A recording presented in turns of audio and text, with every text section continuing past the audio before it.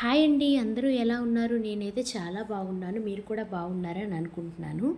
So, ఈరోజు topic వచ్చేసేసి ఇంటి యజమానికి ఆరోగ్య సమస్యలు తలెత్తకుండా ఇంట్లో ఉన్న మహిళలు ఏం చేస్తే వాళ్ళు ఆరోగ్యంగా ఉంటారు. ఏదైనా ఇంట్లో యజమాని ఆరోగ్యంగా ఉంటేనే కదండీ ఇంట్లో వాళ్ళందరూ సంతోషంగా ఉండేది. సో, అందుకని చెప్పేసేసి ఈరోజు ఆ టాపిక్ చెప్పబోతున్నాను. ఆ టాపిక్ చెప్పబోయే ముందు ఒక చిన్న విషయం చెప్దాం అనుకుంటున్నానండి. మా ఇంటి దగ్గర అయితే చాలా చల్లగా ఉంది. వాళ్ళైతే గట్టిగా గాలి అది బాగా ఎక్కువ వేస్తుంది. క్లైమేట్ బాగుంది కదా అని చెప్పి అలా ఒక గార్డెనింగ్ వీడియో అయితే చేశానండి.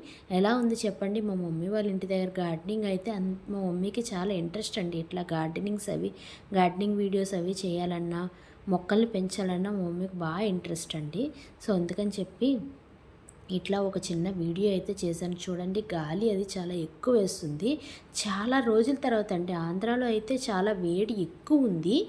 అందువలన మాకైతే కొంచెం గాలి వచ్చినా ఎంతో రిలీఫ్ ఇచ్చినట్టుంది.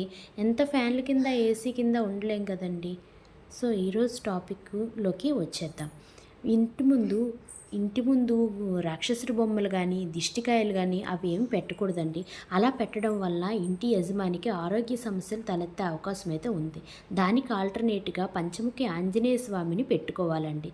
ఈ పంచముఖి ఆంజనేయ స్వామిని పెట్టుకోవడం వల్ల ఇంటి యజమానికి ఆరోగ్య సమస్యలు అనేవి రావండి. నెక్స్ట్ వచ్చేసేసి ఇట్లా బోర్ కొడుతుందని చెప్పి మా పిల్లలు బాగా సతాయిస్తే షాపుకి వెళ్ళి మెహందీ తెచ్చుకున్నారండి. సో చాలా సంవత్సరాలు అయింది, నా చెయ్యేమో అస్సలకి తిరగటం లేదు.